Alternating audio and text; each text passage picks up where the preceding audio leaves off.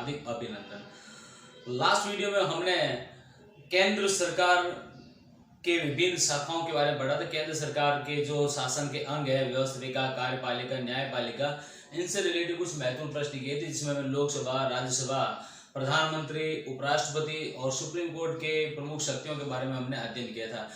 आज उसी कड़ी को आगे जोड़ते अगला जो चैप्टर है राज्य सरकार, राज्य सरकार के बारे में पढ़ेंगे। स्टूडेंट, जो लास्ट वीडियो में मैंने आपको बताया था कि शासन के 3 प्रमुख अंग होते हैं, व्यवस्थापिका, कार्यपालिका और न्यायपालिका। ये शासन के जो प्रमुख 3 अंग है, ये शासन के प्रत्येक स्तर पर पाए जाते हैं। शासन का चाहे स्तर केंद्र स्तर पर शासन व्यवस्था है, चाहे राज्य स्तर पर शासन व्यवस्था है, ये शासन के अंग सब जगह पाए जाएंगे। ये केंद्र स्तर पर भी व्यवस्थापिका, कार्यपालिका, न्यायपालिका है और राज्य स्तर पर भी व्यवस्थापिका, कार्यपालिका और न्यायपालिका की रचना की गई है। आज हमारा जो टॉपिक होगा वो है राज्य की व्यवस्थापिका। राज्य की व्यवस्थापिका, राज्य की व्यवस्थापिका जिस प्रकार से हमने पढ़ा था, केंद्र की व्यवस्थापिका जिसके 2 सदन होते हैं, केंद्र की व्यवस्थापिका जिसको अपन पार्लियामेंट हाउस भी कह सकते हैं या संसद कह सकते हैं, केंद्र की व्यवस्थापिका के 2 सदन बताए थे मैंने आपको, एक लोकसभा और दूसरा राज्यसभा। तो केंद्र की व्यवस्थापिका किससे मिलकर बनती है? आर्टिकल 79 हमें क्या कहता है? अनुच्छेद 79, अनुच्छेद 79 क्या कहता है? केंद्र की व्यवस्थापिका का निर्माण किससे होगा, किससे मिलकर बनेगा? राष्ट्रपति प्लस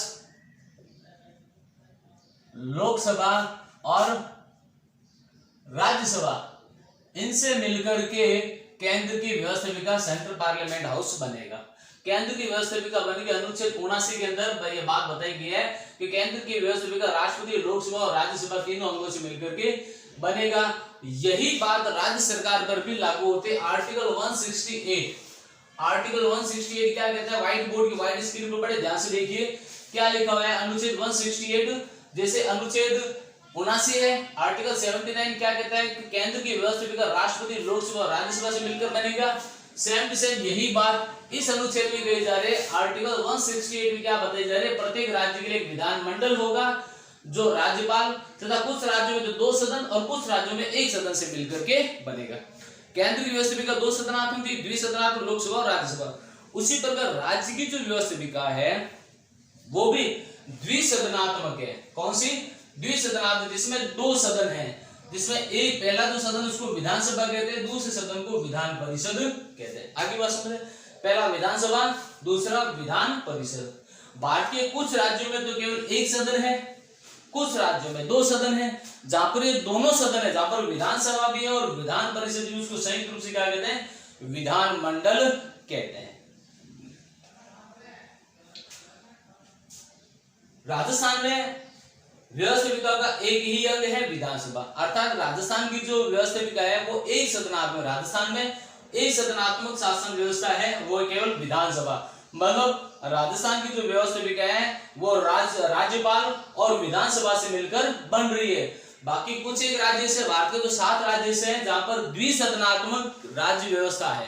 द्विसदनात्मक जिसमें राज्यपाल भी है, विधानसभा भी और विधान परिषद। भारत के 7 ऐसे राज्य हैं जहां पर द्विसदन है। दूसरा सदन अर्थात जो दूसरा सदन है विधान परिषद वो भी है। तो वो 7 राज्य कौन से? उत्तर प्रदेश है, जम्मू कश्मीर, महाराष्ट्र, कर्नाटक, बिहार, आंध्र प्रदेश और तेलंगाना। ये ऐसे राज्य हैं जहां पर द्विसदनात्मक शासन व्यवस्था, जहां पर दोनों सदन है, जहां पर विधान परिषद भी है और विधानसभा भी है।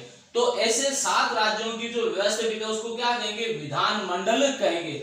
बाकी की जो शेष राज्य है वहां पर 1 सदन है, केवल विधानसभा, तो वहां की व्यवस्थापिका क्या कहलाएगी? विधानसभा कहलाएगी। बाकी के 7 राज्यों में विधानमंडल कहलाएगी। आगे बात समझ में। अब आपको मैं बताता हूं विधानसभा की विशेषताएं क्या है, विधान परिषद की विशेषताएं क्या है। यदि आपने लास्ट वीडियो को बड़ा ध्यान से देखा होगा, उसको ध्यान से सुना होगा, तो ये आपको टॉपिक बहुत ही आराम से समझ में आ जाएगा। अगर लास्ट वीडियो को आपने ढंग से नहीं देखा तो इस टॉपिक में आपको थोड़ा दिक्कत आएगी। इसलिए मैं ये कहता हूँ लास्ट वीडियो जो सेंट्रल गवर्नमेंट है उस वीडियो को कंप्लीट देखें। आगे आने वाले जो राज्य सरकार के जो टॉपिक बड़े इजीली समझ में आ जाएंगे। आपने लोकसभा और राज्यसभा के बारे में आपने लास्ट वीडियो में देखा था। अब लोकसभा से सिमिलर, लोकसभा से मिलती जुलती विशेषता किसकी है? विधानसभा की। और राज्यसभा से मिलती जुलती विशेषता किसकी? विधान परिषद की।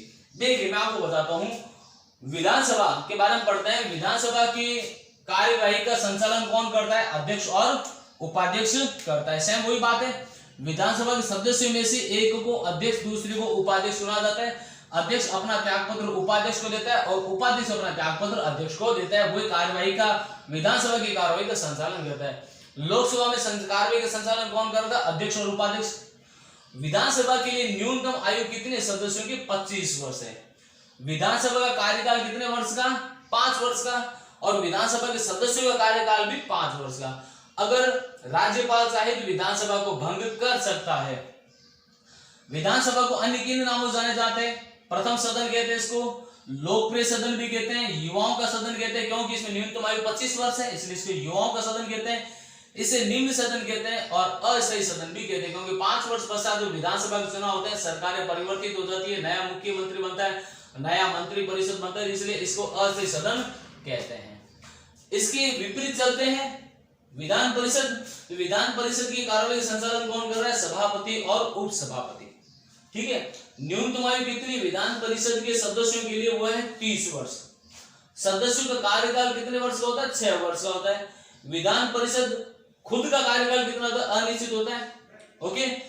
और इसे द्वितीय सदन भी कहते हैं, उच्च सदन भी कहते हैं, बुजुर्गों का सदन भी कहते हैं और बुद्धिजीवियों का सदन भी कहते हैं। तो भारत के 7 राज्यों में विधान परिषद है, बाकी के शेष राज्यों में एक ही सदन है, वो है विधानसभा। इसलिए जिन राज्यों में दोनों सदन है, जहां पर विधान परिषद है, वहां की व्यवस्थापिका को विधानमंडल कहते हैं। स्टूडेंट, आज मैंने आपको राज्य की व्यवस्थापिका के बारे में समझाया है। इस वीडियो को बड़े ध्यान से देखिए। लास्ट जो वीडियो उनको सेंट्रल गवर्नमेंट जो वीडियो जिसमें आपने लोकसभा, राज्यसभा, प्रधानमंत्री, मंत्रिमंडल, मंत्री परिषद, सभापति, राष्ट्रपति या सुप्रीम कोर्ट के बारे में मैंने आपको जो वीडियो अपलोड की थी, उनको यदि आपने ढंग से देखा है, यदि आप उनको बहुत ढंग से देखते हो, तो ये जो 7वां चैप्टर राज्य सरकार बहुत आसानी से समझ में आ जाएगा। ओके, अब आप इसका स्क्रीनशॉट ले सकते हैं। कल मिलते हैं आपको नए टॉपिक के साथ।